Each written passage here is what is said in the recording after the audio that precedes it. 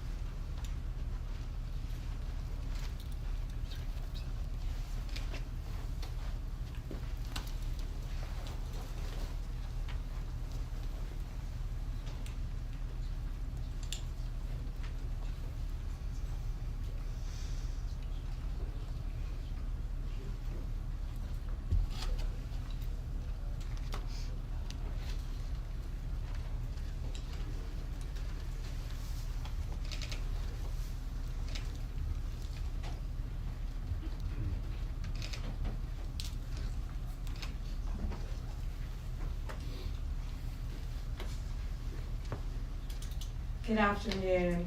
I'm sorry we were a little bit late. I was in the West Wing swearing in Tulsi Gabbard, and so I just came straight back here. So thanks for being patient with us with the delay. We're here today because we have filed charges against the state of New York. We have filed charges against Kathy Hochul. We have filed charges against Letitia James and Mark Schroeder, who is with DMV. This is a new DOJ, and we are taking steps to protect Americans, American citizens, and angel moms, like the mom standing right behind me, who you're going to hear from in a moment. New York has chosen to prioritize illegal aliens over American citizens. It stops today. As you know, we sued Illinois, and New York didn't listen. So now you're next. Millions of illegal aliens with violent records have flooded into our communities, bringing violence and deadly drugs with them. With me today, I'm so proud to be joined by Tammy Nobles. Tammy is an angel mom. Her beautiful daughter, Kayla Hamilton, was murdered by an MS-13 member in 2022. Kayla had just turned 20 years old, and she was raped and murdered by someone who should not have been in our country. Yet, he was released, flown to Maryland, where he committed this violent murder. I just want you to hear from, Tammy. Tammy represents not only herself and her family, but all of the great angel moms around this country who have suffered because of what the Biden administration did, and it is over. Thank you for having me here today and being able to share Kayla's story. Her murderer was able to come across the border knowing that he was flagged as an MS-13 gang member, and he had a criminal record in 2020 in El Salvador for illicit gang activity. He came over as an unoccupied alien child, saying that he was afraid of gang activity in his country. Health and Human Services called him a nice boy, and he showed age-appropriate behavior. That fell so wrong when he murdered my daughter. He ended up in Maryland, where he was able to rent a room in the same mobile home as her. We thought it was a legit company that were renting out these rooms, but it turned out that it was another illegal immigrant who owned these mobile homes, and he knew Walter from El Salvador. He knew him and allowed him to rent a room with my child. Kayla just turned 20 years old 3 days before she was murdered. Her murderer was only living there for 5 days before he viciously strangled her, raped her, and left her on the floor like trash and robbed her of $6. I have been sharing her story for over 2.5 years to bring change, because this should not have ever happened to Kayla, and it shouldn't be happening to other families being hurt by the border. Homeland Security did not do their jobs. They did not check his background. You know, they did say that he was processed. So if they processed him, they knew that he was a gang member and still allowed him here. Health and Human Services did not verify the sponsor and allowed him to go with a sponsor that they don't even know if it was his cousin or his aunt. And he was able to leave the sponsor's house to go live wherever he wanted. And I am going to continue sharing Kayla's story to help save others and to bring awareness of what was happening under the Biden-Harris administration. And I'm so thankful for Pam having me here today, and I'm so thankful for the opportunities I got from Trump and any other platform, people who allowed me to share her story, because this is going to end. No other parent should suffer by having their child murdered by somebody that shouldn't be here.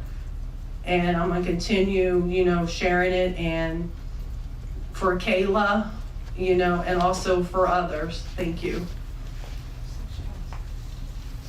And it's my understanding that he also admitted to other murders, correct? Multiple murders. He wrote a letter, and he was intercepted in jail that he committed 4 murders and 2 rapes.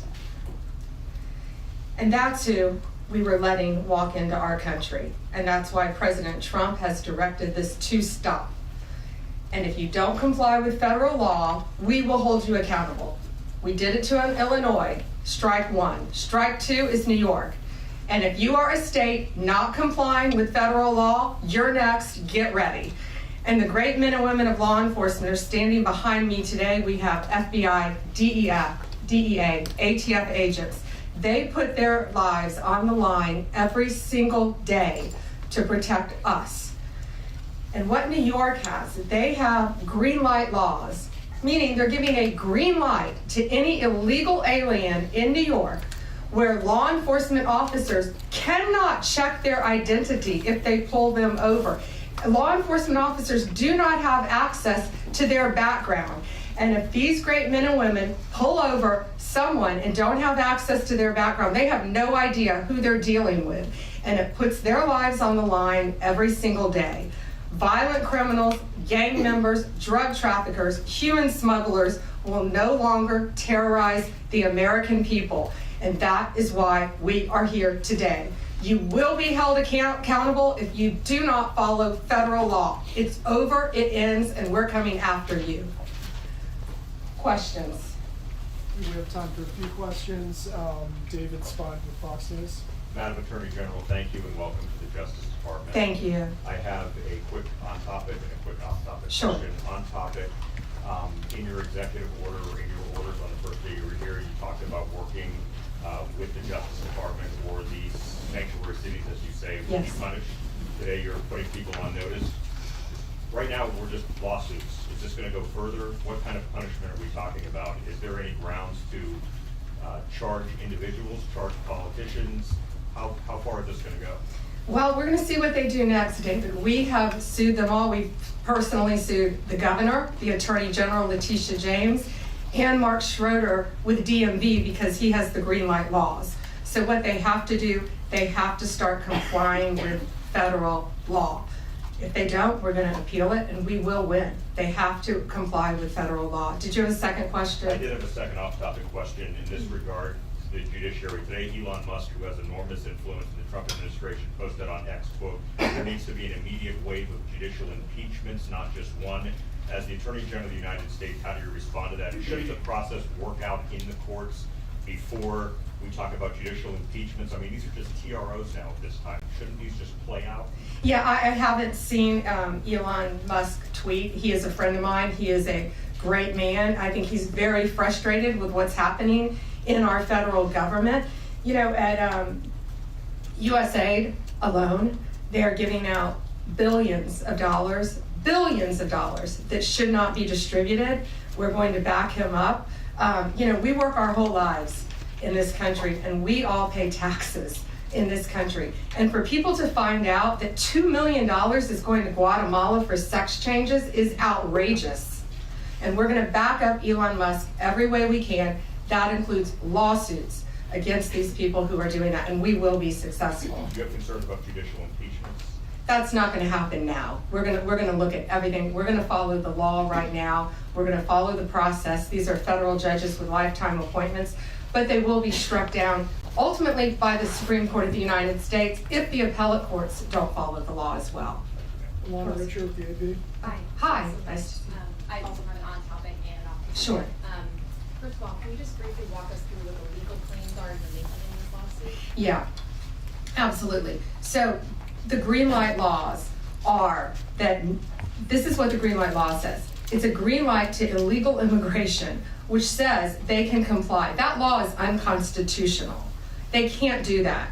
And what they've done is they have a tip-off provision that requires New York's DMV commissioner to promptly inform any illegal alien when a federal immigration agency has requested their information. So think about the men and women in law enforcement behind me. That's basically, that's not basic, it's tipping off an illegal alien, and it's unconstitutional. And that's why we filed this lawsuit, and that's why we charged Mark Schroeder too, because he runs DMV. Oh, I'm sorry, you had a second question. Yeah, my off-topic question. I wanted to ask about Mayor Yes. Adams' case. As of at least a few moments ago, STNY still has not dropped that case. Have you or other DOJ leadership spoken to the acting U.S. attorney and STNY since the memo was sent earlier this week? And what will you do if she refuses to drop the case? I have not spoken to her. I know our acting DAG, Emil Bove, has spoken to her, and Chad Mizell may have spoken to her, but that case should be dropped. It was done at the directive of Emil, so that case should be dropped. I did not know that it had not been dropped yet, but I will certainly look into that. Reagan, Daily Caller. Hi, how are you? Tom Holman suggested this week that someone from within the FBI may be leaking information about the ICE raids, and that such could be putting officers' lives at risk. Has the DOJ gotten any closer to determining if these leaks are coming from within the FBI? And what will the consequences be if they can identify the leakers from the FBI? Excuse me. Well, first, I can't talk about anything that is ongoing, and that is ongoing. And it's really for the similar reasons of what I said earlier. The great men and women in law enforcement standing behind me today, they must be protected. And anytime anyone leaks or tips off anything regarding a pending investigation, that jeopardizes lives. You're telling a bad guy what's about to happen. It could jeopardize the lives of all the men and women in law enforcement. We will not stand for it. We will find you. We're going to investigate it, no matter what agency it came from. We don't know for certain. We have an open investigation, so I can't talk about it in detail, but we will do everything in our power to hold you accountable, and it is a crime, and you will be prosecuted when we find you. I got time for one more. Alana Austin, News Next. Madam Hi, Alana. Attorney, thank you so much for your time. I was also interested in hearing specifically what the interactions have been like with Mayor Adams. And I know he has a little bit of a different tone than some of the other Democrats out of the Empire State. And then also Denver Mayor Mike Johnston, because before the President Trump went back into office, he had issued some words about a potential standoff and then walked that back. So I was curious to see what things have been like out of New York City and Denver officials. Yeah, well, we're hoping that in New York, Mayor Adams is going to cooperate with us with the sanctuary cities and the illegal aliens. And has the mayor in Colorado been cooperating? Do we know? I believe he might have now. Yeah, I believe Colorado is now cooperating. That's what we want. We don't want to sue you. We don't want to prosecute people. We want people to comply with the law. This is very simple. An MS-13 member murdered her daughter. That's happening throughout this country. We have one angel mom is too many.